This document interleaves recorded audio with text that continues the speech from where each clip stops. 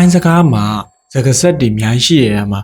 လုံးဝကိုမတိမဖြစ်အသုံးများဆုံးဖြစ်တဲ့စကားလုံးတစ်လုံးဆိုလို့ရှိရင်ဘာဖြစ်မလဲအဲစကားဆက်လေးကတော့ထိဆိုတဲ့စကားဖြစ်ပါတယ်ထိပေါ့နော်အဲ့ဒါကိုကျွန်တော်တို့မြန်မာလိုဆိုလို့ရှိရင်တဲ့ဒါမှမဟုတ်တော့ပေါ့နော်တခုခုညှို့ညက်နေရာမှာဆိုလို့ရှိရင်သုံးပါတယ်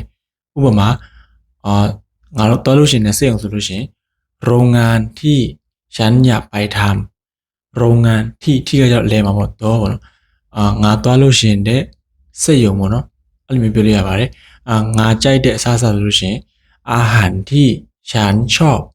อาหารที่ฉันชอบငါကြိုက်တဲ့အစားအစာလူညွှန်းမယ်ဆိုလို့ရှိရင်คนที่ขี้เกียจအပြင်းထူတဲ့သူပေါ့နော်คนที่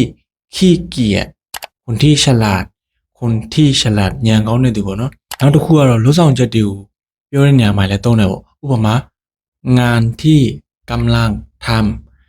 งานที่กำลังทำဆိုတော့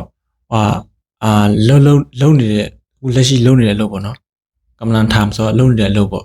လုံးနေတဲ့အလုပ်ပေါ့အဲ့လိုမျိုးပြောလို့ရပါတယ်งานที่เสร็จแล้วပြီးသွားတဲ့အလုပ်ပေါ့နော်အဲ့လိုမျိုးသုံးလို့ရပါတယ်ဥပမာของที่ผมโยกไป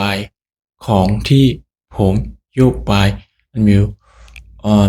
ကျွန်တော်မှသွားတဲ့ပစ္စည်းပေါ့နော်အဲ့လိုမျိုးအများကြီးသုံးလို့ရပါတယ်အဲ့တော့ထိဆိုတဲ့စကားလုံးလေးလုံးကတစ်လုံးလေးဆိုပေမဲ့အဲ့ဒါကိုအများကြီးတွေသုံးပြလို့ရပါတယ်တော့မှတ်ထားမယ်ဆိုလို့ရှိရင်တော့ထိုင်းစကားပြောတဲ့နေရာမှာသူများရဲ့ထန်နည်းလေးပို့ပြီးတော့